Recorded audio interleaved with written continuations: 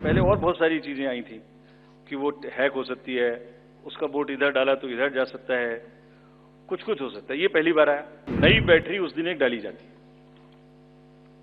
और सील करके उस बैटरी पे भी कैंडिडेट के एजेंट्स के दस्तखत होते हैं। बंद करने के बाद में उसको स्ट्रांग रूम में बंद किया, फिर काउंटिंग के समय निकाला तो एक बैरिकेटिंग लगाई। उस बैरिकेटिंग के बीच में से जाएंगे, इधर उधर से नहीं जाएंगे ताकि कोई मिक्सअप ना हो। ईवीएम के बारे में आपने फिर से पूछा।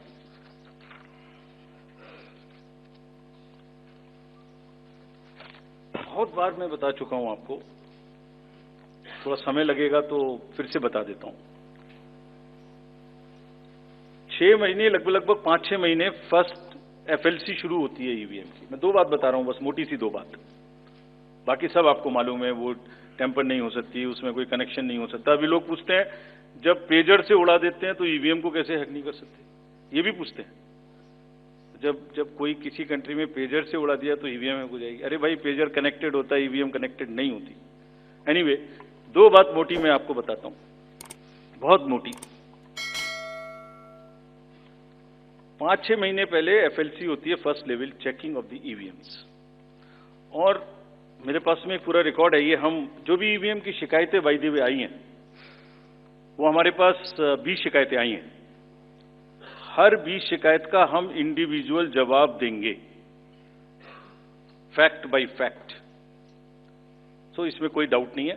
We will convey to each candidate to assure, this is our duty.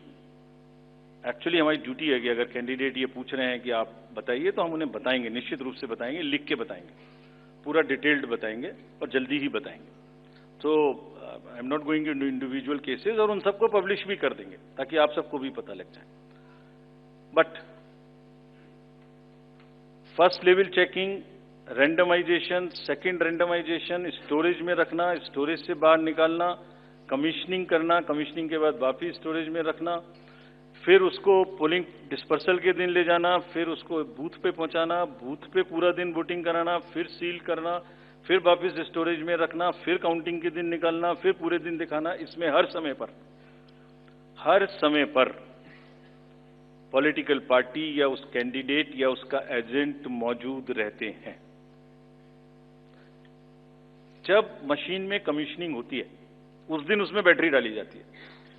पहले आया था, पहले और बहुत सारी चीजें आई थी कि वो हैक हो सकती है, उसका वोट इधर डाला तो इधर जा सकता है, कुछ कुछ हो सकता है। ये पहली बार आया। अब हम ये भी सोच रहे हैं कि इससे अगला क्या आएगा, हम नहीं समझ पा रहे इससे अगला क्या आएगा, बट लगता है अगला भी कुछ आएगा, रुकेगा नहीं। मतलब कितनी बार। एनीवे, कमीशनिंग बहुत जरूरी है समझना।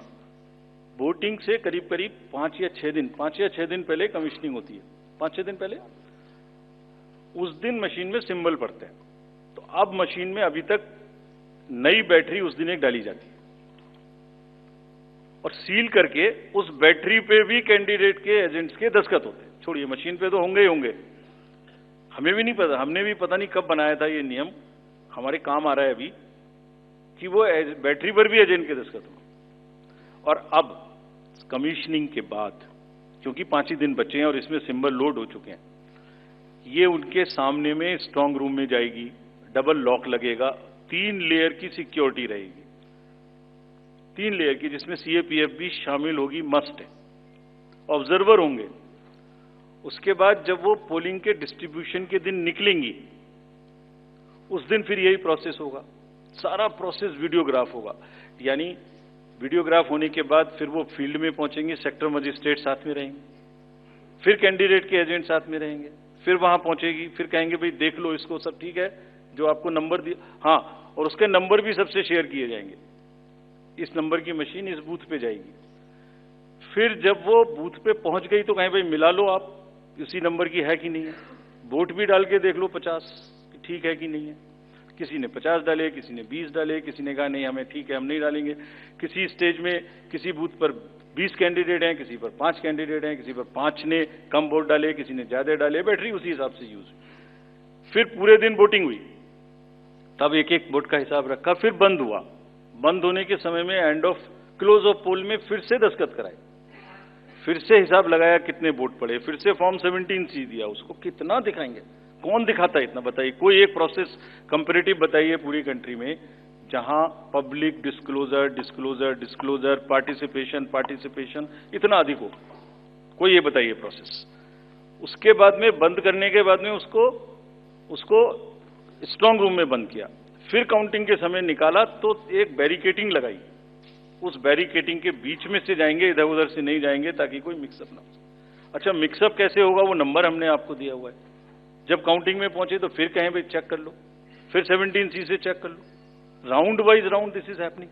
And there is a provision for objecting to any of the issue relating to this at any stage, which has not happened.